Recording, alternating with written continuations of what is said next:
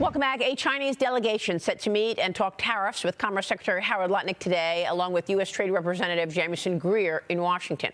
Montana Senator Steve Daines recently back from China. He met with the Chinese premier in Beijing, paving the way for a possible U.S.-China summit later this year.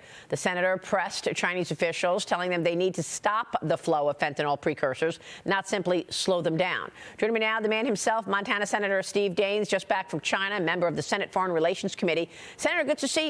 Thank you so much for being here, and thanks for going to China to conduct these meetings. Tell us more about the trip. What do you come back from that meeting with? Well, first of all, when you step back and look at the China-U.S. relationship, economically speaking, our two economies comprise about 43% of the total world economy. But look, at the moment, we've got some serious disagreements. One of the problems we face is a drug war. There's a lot of talk about the trade war that's looming right now with China, but there's a drug war that President Trump is committed to fighting and winning on behalf of the American people, and that's with fentanyl. The Chinese supply the raw materials, they call them precursors, to the Mexican cartels, and they generate the fentanyl in Mexico, and that's what's killing nearly 100,000 Americans every year. So I made it very clear that President Trump is fighting a drug war, and we've got to win this war, and we're asking the Chinese to stop the flow of these precursors from China to Mexico. So why do you think it's still going on then? I mean, President Trump has been talking about this for a long time. Why are they still selling the precursors or providing the precursors for fentanyl to the Mexican officials? Well, look, it's a very lucrative business. We need the Chinese government to step up. We need Xi Jinping to publicly say this is over. We are not going to allow these precursors to go to Mexico.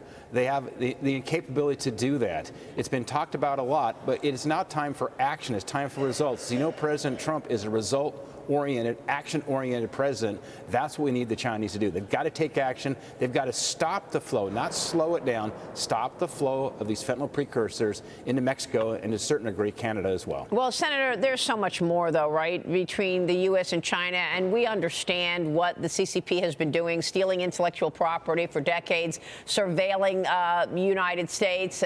For God's sakes, we had a spy balloon fly over our country for a week before Biden finally had it shut down.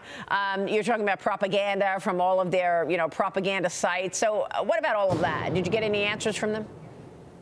Well, I stayed focused on this issue of fentanyl, realizing that's where President Trump's focus has been. I met with President Trump before I went over. And he said, Steve, we've got to address this issue of fentanyl. There's a lot of discussion, a lot of negotiation to resolve the issue you just brought up, Maria, in terms of intellectual property. Some of these, we call them, the non-tariff barriers that we face with China. Yeah. But President Trump is taking a very strong approach. He's put about 20% worth of tariffs on the Chinese at this moment. I'm encouraged there's dialogue going. That's very much needed. I was only the second congressional delegation visit to China in 5.5 years. Wow. So it's important we've got the dialogue going on between our two countries because, again, we're 43% of the world's economy between our two countries. Yeah, no, and that's why at the beginning of this, I thanked you for going. I recognize the importance of this, but what do they have to say about our blacklist? The Commerce Department added more than 50 Chinese companies to the export blacklist yesterday for their alleged involvement in developing advanced AI supercomputer and chips for military purposes, Senator. We also keep finding Chinese nationals trying to get into our military installments. Why? Yeah, well, look, this is a very serious threat to the United States, our national security, no doubt about it. And President Trump is taking a very aggressive and hardline stance, as he should. The Chinese now are a military superpower in the world. That's why it's very important that we have, I'll call it strategic decoupling in terms of this technology and companies that pose a risk to our national security. But we also have to have strategic coupling, as we've got tremendous opportunities for U.S. businesses in China. Nearly $500 billion a year is generating in terms of revenues to great American companies like Boeing, like FedEx. They've got to have access into that market to keep driving their top-line revenues and then funding their long-term R&D. Well, Senator, while you were in China, you also raised Beijing allowing the expiration of part of Trump's 2020 Phase 1 trade deal with China that granted hundreds of U.S. meat plants access to China.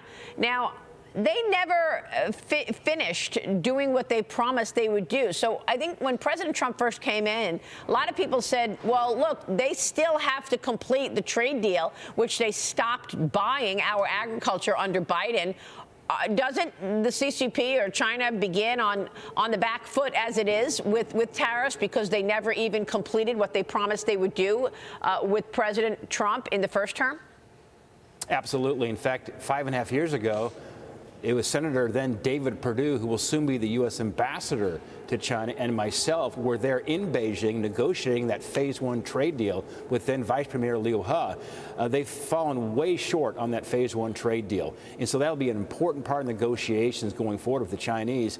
They were supposed to commit to $200 billion of additional U.S. purchases. They've fallen well short of that, less than 50% of that, as well as a number of other, we'll call them these non-tariff issues, things like intellectual property protection, licensing, and so forth. Right. Exactly, which is what I mentioned, the intellectual property theft. Look, I want to switch gears, get your take on where we are in the reconciliation package. You all are back now, and I know you're all in on getting something done to execute President Trump's agenda. But the president wants the debt ceiling increased as Republicans work on the tax portion of the budget bill. Senator, tell us what you can about the reconciliation bill and whether or not you are going to be able to get the tax extensions in there early on this year. Well, I've made it very clear to my colleagues and to President Trump, and President Trump's now made it very clear we need permanence in our tax policy.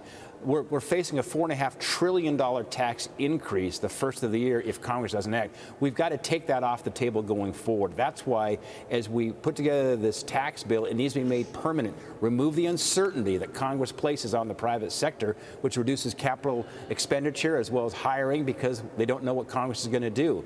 And so this is a very significant moment. One of the most important things we've got to deliver here in Washington is to make these tax cuts permanent. Regarding the debt ceiling, I think it's probably wise to put that in this bill. Either we're going to pass a debt ceiling increase with Republican votes, or the alternative is negotiate with Chuck Schumer for a debt ceiling increase. And you can see he would exact a huge price in exchange for a debt ceiling increase. That's why we're better off to pass this with Republican votes through the reconciliation process. Well, that's what Nancy Pelosi said the other day. She said something like, you know, I never give anything away for free. And that's what we did with Schumer agreeing to the GOP budget bill to avert a government shutdown. So I don't think they're going to do that again, give something away, quote unquote, for free. But I want to get your take on how this plays out, because I was speaking with one of your colleagues the other day, and she said to me, look, we're talking about 3 bills. And I was thinking, wow, 3 bills. So the first bill is defense and border, and obviously you just said debt ceiling. The second portion of it is economics part, some tax, and then the third bill, the kitchen sink is what she called it, meaning no tax on tips and no tax on Social Security and overtime. Is that what is also being talked about, potential for 3 bills this year? Well, there's been a 1 bill, 2 bill, and 3 bill discussion here on Capitol Hill. Look, I think what we're probably going to land is in 1 bill. And talking to Speaker Johnson, I think he'll have a difficult time passing it in a piecemeal fashion. I think it's more likely than not this will be 1 bill. I know that's what President Trump would like to see. The most important thing is we have to get 218 Republican votes in the House, 51 votes in the U.S. Senate. Those are the 2 key numbers. That's what we're focused on, because this 1, 2, or 3 bill is just a means. The end is getting this legislation passed on President Trump's desk. It'll be a tremendous boost to this economy if we can restore certainty in these Trump tax cuts. All right. We will be watching your work. I know it's a big job here. Senator, good to see you this morning. Thank you, sir.